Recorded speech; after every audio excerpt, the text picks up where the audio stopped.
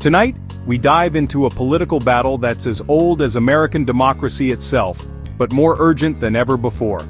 This is a fight that could shape the direction of American democracy for the next decade, influencing not just who represents us, but how our voices are heard. Every 10 years after the national census, states are required to redraw their congressional and legislative districts to reflect population changes, a process known as redistricting.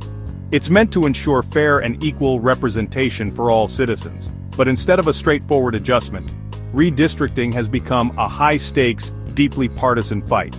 Both major parties have used gerrymandering, manipulating district boundaries, to tilt the map in their favor, often at the expense of true voter representation.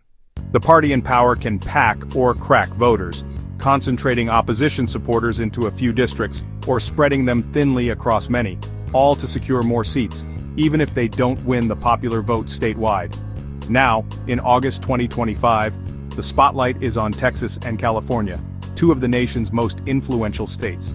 Each is at the center of this storm, fiercely battling to control the maps, and by extension, the future makeup of Congress.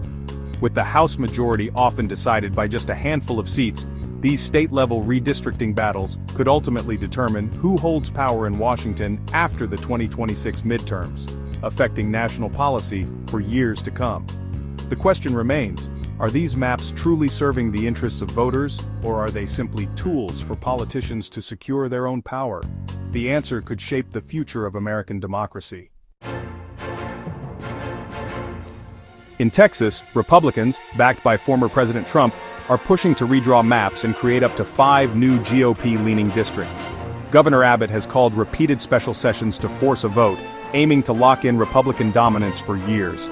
In response, Texas Democrats staged a dramatic walkout, fleeing the state to deny the legislature a quorum and stall the process. Their bold move halted the first special session, drawing national attention and sparking a tense standoff. Abbott vows to keep calling sessions until the maps pass, while Democrats weigh returning, knowing the fight is far from over.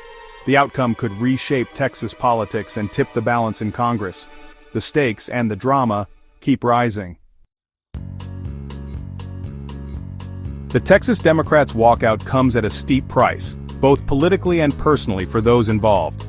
Their decision to leave the state and break quorum has triggered a wave of consequences that go far beyond the walls of the Capitol. House Speaker Burrows has threatened arrest for any returning Democrats, with civil warrants ready to force them back to the chamber. Law enforcement has been put on alert, and the threat of being physically compelled to return looms over every absent lawmaker. Governor Abbott and Attorney General Paxton are pursuing legal action to remove key Democratic lawmakers and impose daily fines for their absence. The state's top officials are determined to send a message that breaking quorum will not be tolerated, and the financial penalties are mounting with each passing day. Despite these risks, Democrats say their protest is a stand for voting rights and against partisan gerrymandering. They argue that the stakes are too high to simply return and allow what they see as unfair maps to pass without a fight. Their absence has become a national symbol of resistance, drawing attention from across the country. But as the days drag on, mounting legal and financial pressure is making their position harder to sustain, and some lawmakers are feeling the strain. Some Democrats are signaling a return, likely ending the walkout and allowing the GOP to push through their maps. The reality of the situation is setting in, and the cost of continued absence is becoming too great for some to bear. Even if the maps pass, Democrats vow to keep fighting in court, promising to challenge the new districts through every legal avenue available to them. The battle for Texas's political future is far from over, and the outcome will shape the state for years to come.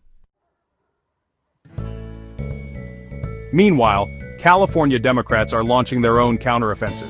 Governor Newsom proposes suspending the state's independent redistricting commission to let lawmakers draw 5 new safe Democratic districts. The plan requires a constitutional amendment and faces pushback from reformers and figures like Arnold Schwarzenegger, who championed the nonpartisan commission. Newsom argues Democrats can't unilaterally disarm, while Republicans gerrymander elsewhere.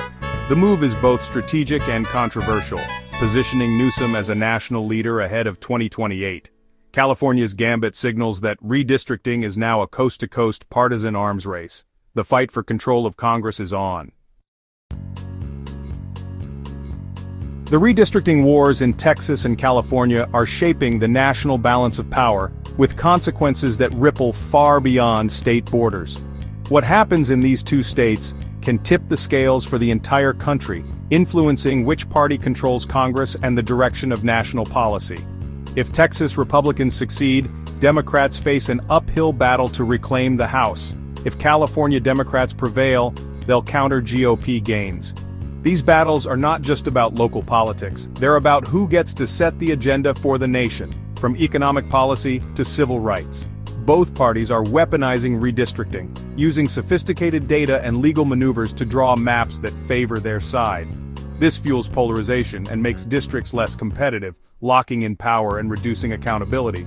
The maps drawn now will influence policy and representation for a decade, affecting everything from healthcare to climate change, education funding, and even how disaster relief is distributed. Gerrymandered districts erode trust and discourage voter participation, threatening the health of our democracy. When voters feel their voices don't matter, they're less likely to show up at the polls or engage in civic life. These state fights are a wake-up call.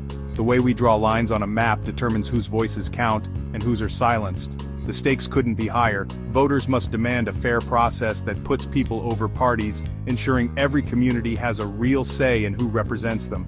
The future of American democracy depends on it, and the time to act is now.